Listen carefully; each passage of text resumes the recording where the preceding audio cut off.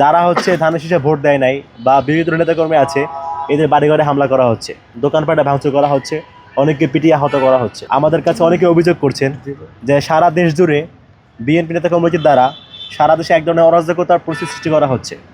আমরা শুনতে পাচ্ছি, বিভিন্ন জায়গায় অভিযোগ পাচ্ছি যে যারা হচ্ছে ধানের শীষে ভোট দেয় নাই বা বিরোধী দলের নেতাকর্মী আছে, এদের বাড়িঘরে হামলা করা হচ্ছে, দোকানপাটে ভাঙচুর করা হচ্ছে, অনেককে পিটিয়ে আহত করা হচ্ছে। আমাদের কাছে স্পষ্ট প্রমাণ রয়েছে, অনেক জায়গায় অভিযোগ পেয়েছি।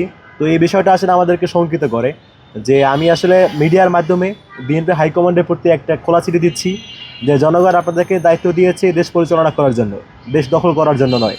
তো সেই জায়গা থেকে আপনার দায়িত্বশীল আচরণ করবেন এবং আপনারা যারা ঢাকায় বসে হচ্ছে সুশীল বানিয়ে দিচ্ছেন, শান্তি বানিয়ে দিচ্ছেন, আপনারা দয়া করে এগুলো বন্ধ করে প্রত্যন্ত অঞ্চলে আপনাদের নেতাকর্মীরা যারা হচ্ছে এভাবে বিভিন্ন বিরোধী দলের নেতাকর্মীদের উপরে হামলা মামলা চালাচ্ছে, বাড়িঘর দখল নিচ্ছে, দোকানপাট ভাঙচুর করছে, অগ্নিসংযোগ করছে, এদেরকে কন্ট্রোল করেন, এদেরকে নিয়ন্ত্রণ করেন।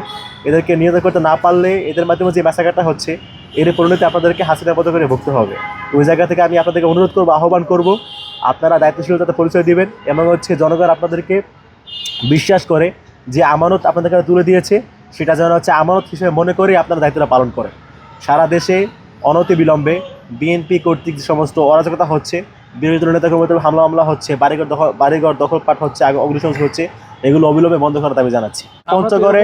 পঞ্চগড়ে হামলা হচ্ছে, দিনাজপুরে হামলা হচ্ছে এবং হচ্ছে আপনারা মিডিয়ার মাধ্যমে আমি মনে করি আপনারা মিডিয়ারা হচ্ছে সমাজের দর্পণ। আপনারা খোঁজ খবর নিন, অনেকগুলো বিষয় মিডিয়া আসতেছে না, আপনারা একটু চেষ্টা করলেই প্রত্যন্ত খবরগুলো চলে আসবে। আমি স্পেসিফিক বলতেছি, বিশেষ করে পঞ্চগড়, দিনাজপুর, নোয়াখালী এসব এলাকায়, নরসিংদী এসব এলাকায় থেকে আমাদের কাছে খবর আসতেছে, আপডেট আসতেছে। আপনারা একটু তদন্ত করবেন।